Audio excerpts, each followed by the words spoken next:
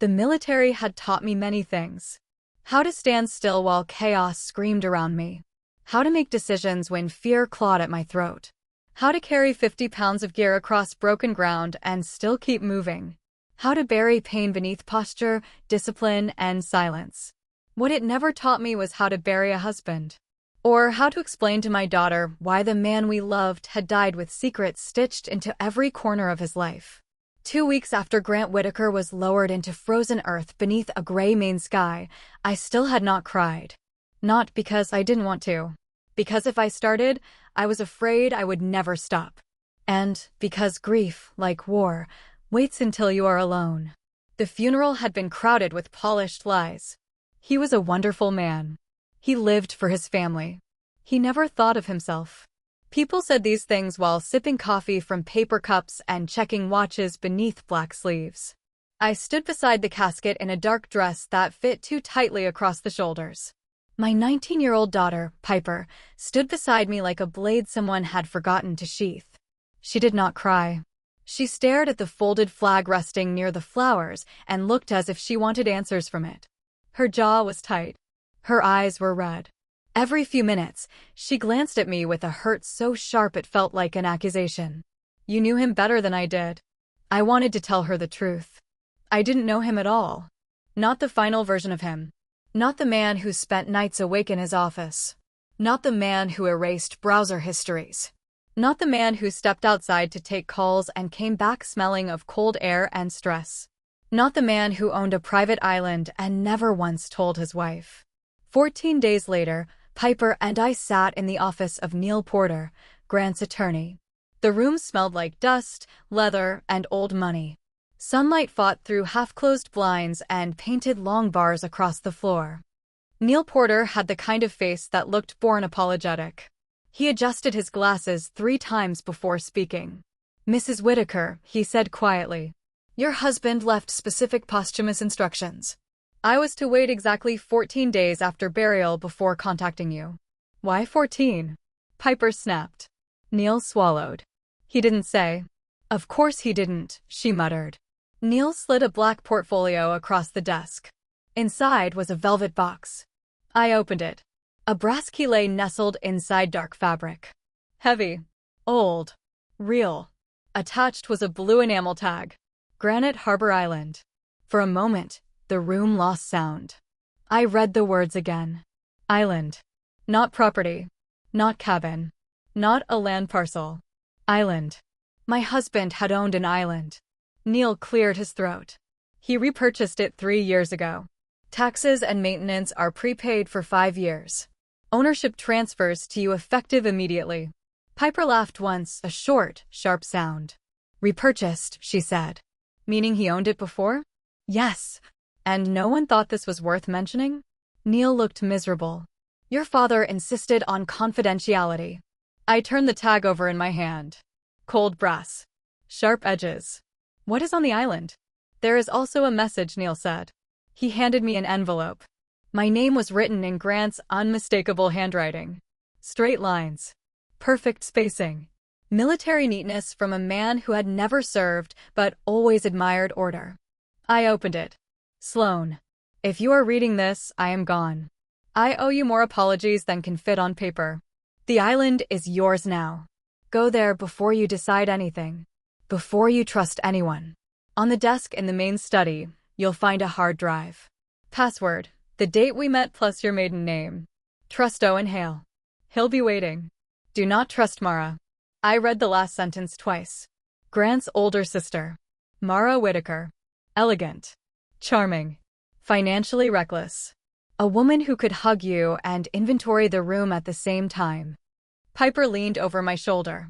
Why would Dad write that? Neil inserted a USB drive into his computer. Grant's face appeared on screen. Healthy. Strong. Months before cancer hollowed him. My breath caught. He looked straight into the camera. Sloan, if this is playing, then I ran out of time. His voice filled the room. I know what this feels like. Betrayal. Anger. Confusion. You deserve all of it. Piper's hands clenched. I bought Granite Harbor back because I needed one place Mara couldn't poison. One place I could prepare. He paused, eyes dropping briefly. She will come for the estate. She's drowning in debt. She may use Piper. She may say I promised things. I did not. He looked directly at me again. The evidence is there. The truth is there. Then softer. I loved you both badly sometimes, but completely. The screen went black. No one moved. Piper whispered first. He knew he was dying. Yes, I said. He knew all this was coming. Yes. And he still didn't tell us. No answer I could give would survive the truth. By the time we left Neil's office, grief had changed shape. It was no longer a funeral wait. It was a mission. The Navy had trained me to compartmentalize. Feel later. Move now. I called in every favor left from 22 years of service and reserve transition. Emergency family matter. Temporary leave approved. Piper packed in silence. I packed efficiently. Laptop. Documents. Flashlight. Sidearm license paperwork. Clothing. Chargers. At midnight, Mara texted. Thinking of you both. Let me help. I stared at the message. Then blocked her number. Piper unblocked it 10 minutes later. I found out only because her phone lit up on the kitchen counter. Aunt Mara, your mother doesn't know everything. I looked at Piper. She met my eyes without shame. What if she's telling the truth, she said. What if she's counting on you asking that? I replied. Neither of us apologized. Maine in early spring has a cold that feels personal. We flew north under bruised clouds and hired a ferry from a small harbor town where everyone seemed to know Grant's name, but none volunteered details. The captain loaded our bags and nodded toward the sea. Granite Harbor's a hard place, he said. Meaning? Meaning it decides who stays. I almost smiled. Good. So do I. The island rose from fog like something ancient and disapproving. Dark pines. Jagged rock. White spray striking cliffs. At the northern point stood a lighthouse, tall and severe. Near the dock waited a broad-shouldered man in his 50s with weathered skin and steady eyes. Hands behind back. Feet planted shoulder width. He carried himself like someone who had once answered to rank. Commander Mercer, he called. I stopped. No one used that title casually. Yes. Owen Hale. We shook hands. His grip was firm, controlled. Your husband said you'd come when the clock ran out. Did he often speak in riddles? When he was scared. That answer unsettled me more than anything yet. The main house overlooked the eastern cove. Stone walls. Steel beams. Glass facing the ocean. Built like a fortress pretending to be architecture. Inside, everything was immaculate. No dust. No neglect. Someone had cared for this place daily. Owen set our bags down. Coffee's fresh. Generators tested. Heat's on. You live here. In the caretaker cottage. How long have you worked for my husband? 8 years. 8 years. Almost half a decade of marriage secrets after that. Piper let out a bitter laugh and walked away. I turned back to Owen. What aren't you saying? He held my gaze. That he was trying to protect you.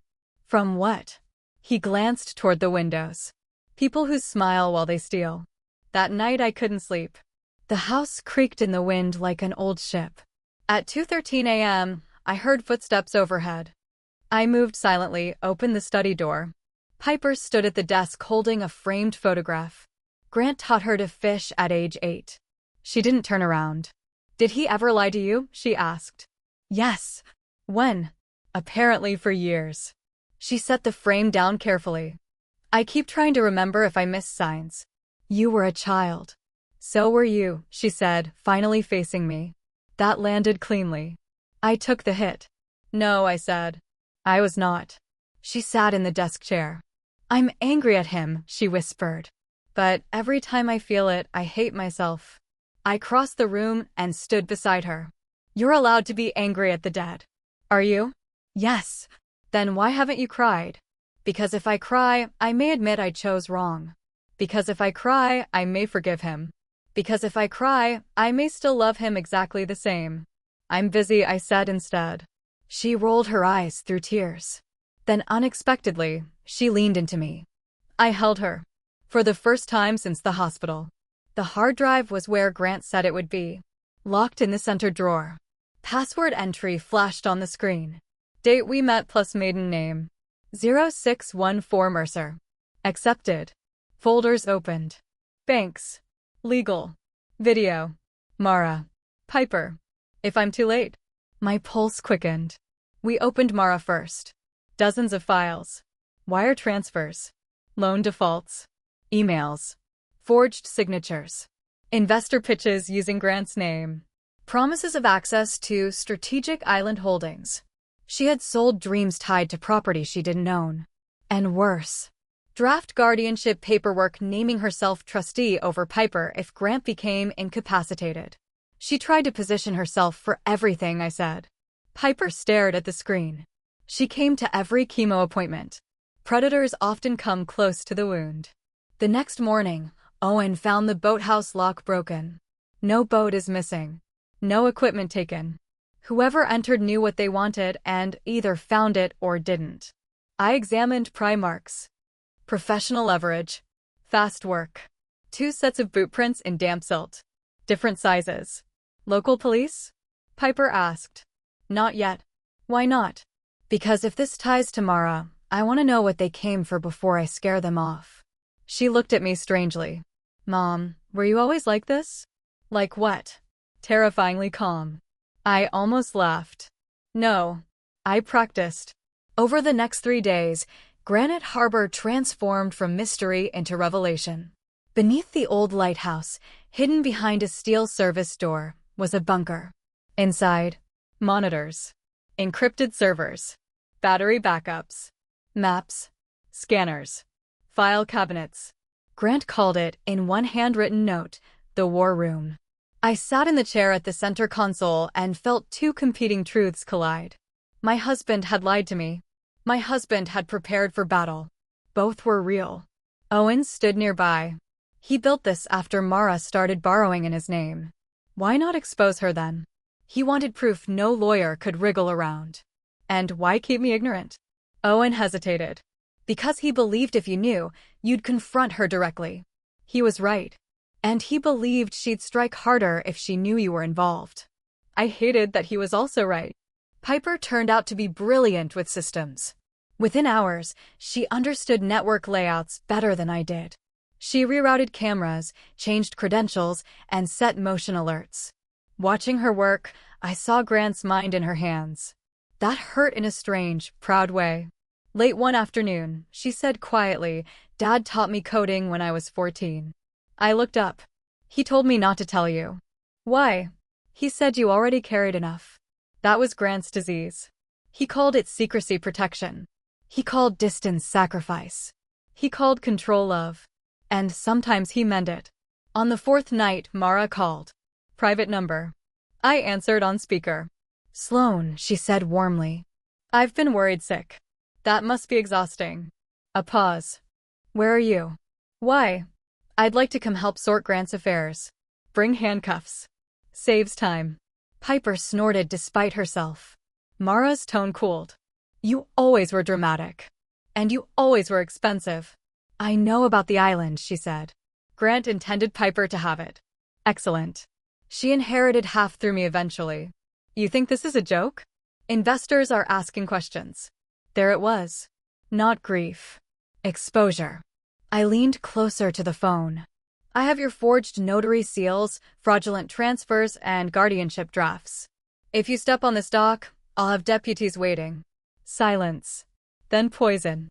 He died disappointed in you. Piper stiffened. I answered before the wound could land. No, I said. He died scared of you. I ended the call. Piper stared at me, then smiled for the first time in weeks. Okay, she said. That was incredible. But war has a way of charging interest later. That night, I found a folder labeled if I'm too late. Inside was one video. Grant appeared thinner this time. Bald from treatment. Eyes sunken but bright. He looked directly into the camera. If you open this, then things escalated. He coughed hard, regained breath. Sloan. I know you hate being managed. You should. I sat motionless. I didn't tell you because every time I imagined burdening you with this while you were still serving, I saw what it would cost. You'd choose us over your career without hesitation. He smiled sadly. And I was selfish enough to want you to keep one thing that was only yours. My throat tightened. I know how that sounds now. He looked down. I also know I was afraid you'd see me differently. Weak. Gullible. Cowardly. I whispered at the screen, never weak. He continued. Mara learned early that charm can rent trust. I kept trying to save her privately. She kept converting mercy into leverage. He inhaled shakily. If there's any grace left for me, tell Piper I was proud of her every single day. Then, I loved you before I deserved to. The video ended. I stared at black glass until dawn. And finally, after 2 weeks of stone, I cried. Quietly. Violently. Alone. Morning found Piper in the kitchen making terrible coffee. She glanced at my swollen eyes and said nothing. Then she poured me a cup. It was awful. I drank every drop. I watched another video, I said. She leaned on the counter. Was it honest? Yes. Did it fix anything? No. She nodded. That sounds like Dad. We both laughed, then unexpectedly both cried. There are moments when families heal not through speeches, but through simultaneous collapse. This was one of them. 2 days later, a storm rolled in hard. Wind bent trees. Sea hammered rock. At 11:40 p.m., perimeter alarm. Dockside motion. I was up instantly. Owen met me in the corridor with a flashlight and an old shotgun. Piper appeared behind us. No. Yes, she said. No. I'm not 12. Stay in the bunker and monitor feeds. She hesitated, then nodded. Good call. We moved through the rain toward the dock. 2 figures in dark gear are cutting a chain at a storage shed.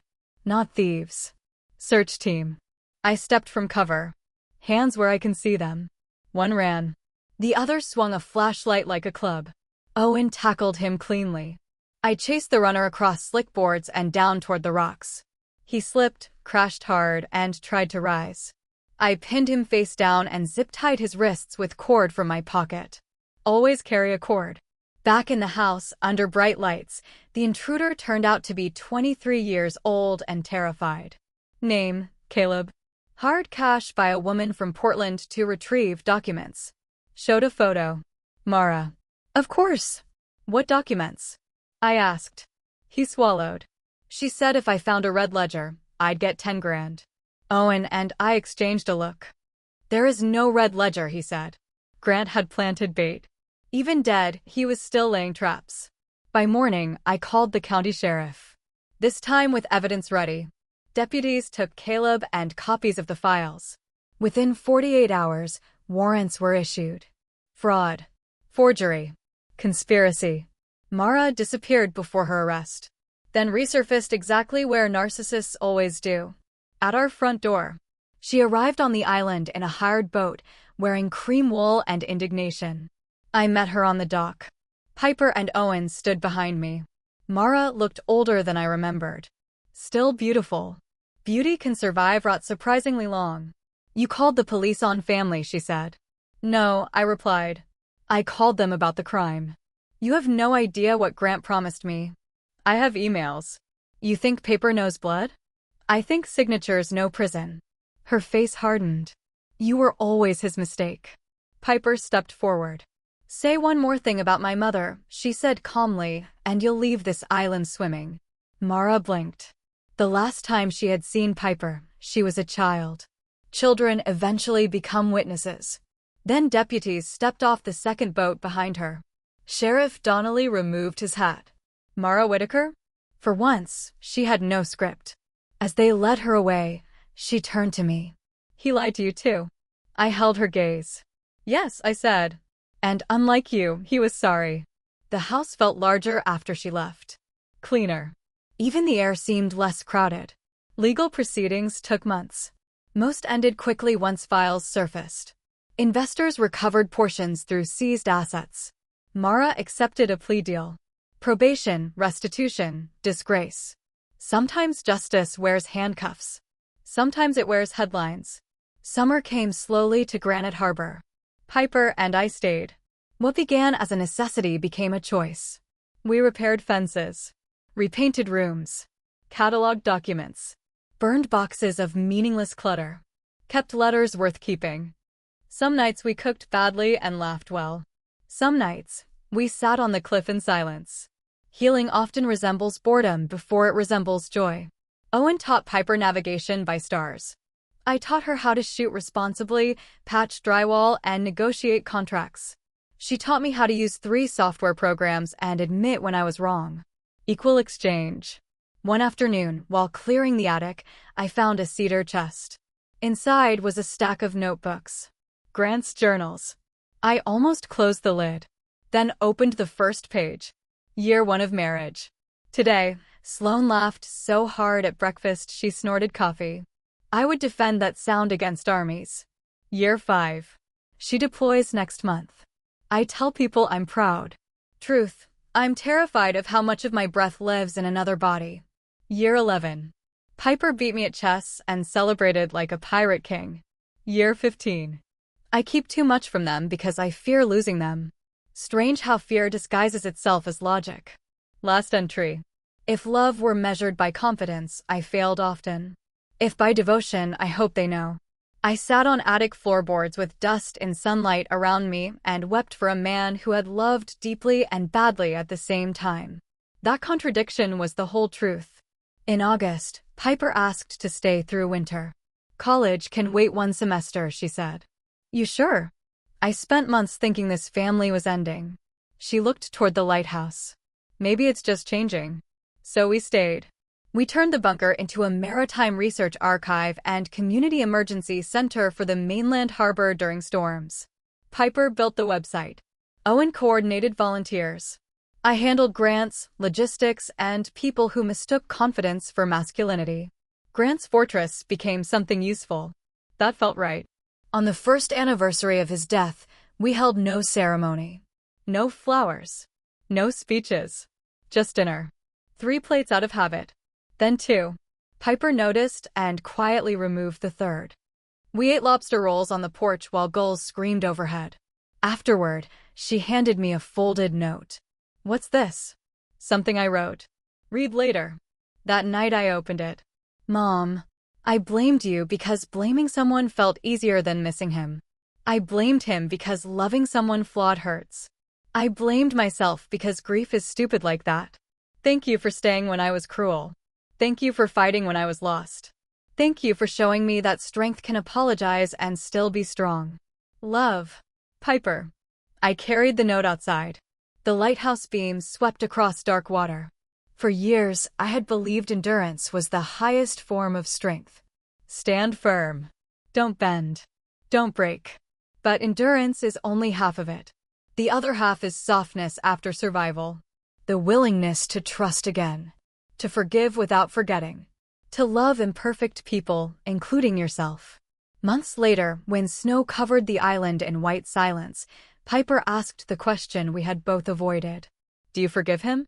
I looked at the sea. No, I said first. Then reconsidered. Not as a single act. She waited. I forgive him in pieces. For what? For being scared. For hiding. For thinking control was care. For leaving me puzzles instead of conversations. I smiled faintly. And for making me run a data center in a bunker. She laughed. Do you still love him? Yes. That easy. No, I said. That permanent. She slipped her hand into mine the way she had as a child crossing streets. We watched snow move sideways in the wind.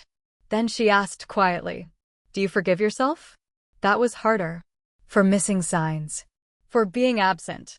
For choosing duty so often. For mistaking resilience for intimacy. I answered honestly. I'm learning. She squeezed my hand. Good. Years later, people would ask why I never sold Granite Harbor. The taxes were manageable. Offers were absurd. Developers circled like gulls. I always declined. Because some places become more than land. That island held the wreckage of lies.